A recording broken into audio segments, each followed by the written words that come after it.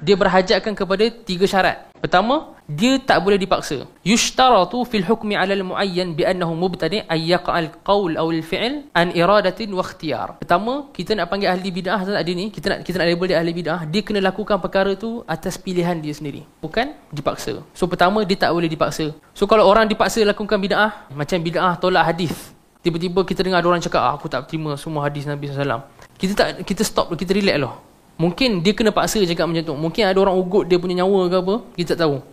So pertama, dia kena lakukan perkara tu dalam keadaan ikhtiar, dia sendiri pilih. Kedua, dia tak jahil. Fayushtaratu fil hukmi 'ala al-mu'ayyan bi annahu mubtadi' iqamatul hujjati alaih. Disyaratkan untuk kita panggil seorang tu ahli bidah, kita kena dirikan hujah kat dia dulu. Hatta ya'rifa anna qawlahu hadha aw fi'luhu mukhalifun lid-dalil. Sehinggalah dia sedar apa yang dia buat tu bercanggah dengan dalil. La budda min fahmiha. Dia tu bukan sahaja kita kena bawa kat dia dalil. Bila kita cakap contohnya, okey, mengkhususkan malam nisfu Syaban baca Yasin 3 kali bid'ah kan. Kita baca kat dia Al-Quran hadis.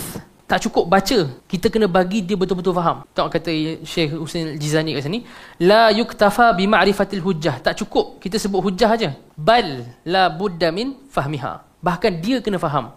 Kita kena terang kat dia, bagi dia clear. Bukan kita baca Quran hadis dengan ijma' je dulu. Mungkin dia tak faham pun. Bagi dia faham molek dulu, baru terhilang keuzuran jahil tadi. So kalau dia jahil, tak ada orang pernah terang kat dia lagi. Setengah kita tengok pakcik-pakcik dan makcik-makcik kita dekat kampung kan, moga Allah rahmati mereka. Setengah pakcik-pakcik dan makcik ni tak tahu apa-apa. Mereka datang masjid, lakukan amal ibadah tu sebab ikut kawan. Ada yang solat sunat sampai berpuluh rakaat lah, apa, dengan amalan-amalan pelik-pelik. Jumaat terakhir itulah diampunkan segala dosa, masuk syurga teruslah, apa semua ni. Kita tanya dia, pakcik-pakcik dengan makcik ni tak tahu apa. Dan dia buat tu atas niat yang baik. Jadi pakcik-pakcik dengan makcik-makcik ni kita panggil dia ahli bid'ah ke? Tak. Takkan pakcik-pakcik kat kampung tu kita balik, kita nampak mereka ni tak tahu, tak ada siapa terang pun. Kalau orang terang pun, orang tak terang betul-betul. Tiba-tiba kita nampak pakcik dengan makcik tu, nanti kita boykot dia. Kan Imam Ibn Qudamah tengah bahas tengah boykot ahli bid'ah kan. Dia bagi salam kat kita, kita tak layan. Nak beli kuih dengan dia pun kita tak pandang muka. Tak boleh tu.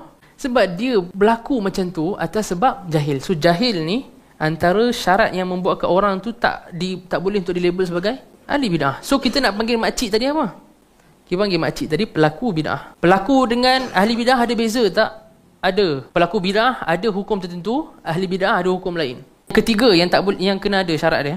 Dia tak boleh lakukan bid'ah dalam keadaan dia silap. Setengah orang dia bersungguh nak faham nak amalkan hadis. Setengah orang, hatta setengah ulama, dia bersungguh nak amalkan Quran dengan hadis dengan ijtihad. So dalam ijtihad dia tersalah faham ayat Quran dengan hadis. Tersalah faham, tersalah sangka makna ayat dengan Quran hadis tu, tak membuatkan orang tu jadi bid'ah. Sebab apa? Dia ada takwilan. Takwilan tu maksudnya apa? Dia ada alasan dari sudut dia tak sedar, dia salah faham. Kadang-kadang kita tanya dia, kenapa kau buat macam ni? Ada ayat Quran kata boleh. Rupanya bila kita dengar dia tafsir ayat Quran tu salah. Kenapa buat macam ni? Ada hadis cakap. Tiba-tiba bila kita dengar, dia faham hadis tu salah. So dia ni waktu dia lakukan selama ni, kita panggil dia ahli bid'ah tak? Yang tu sebab dia lakukan perkara tu walaupun dia memang nak buat kan, dia memang sengaja, tapi dia sengaja dalam keadaan dia tak sedar, dia salah faham. So yang tu al-khata' ataupun at-ta'wil. So nak hukum orang tu ahli bid'ah, dia tak boleh dipaksa, tak boleh ada jahil, tak boleh khata' atau ta'wil. Dah settle 3 ni, baru kita boleh panggil dia ahli bid'ah.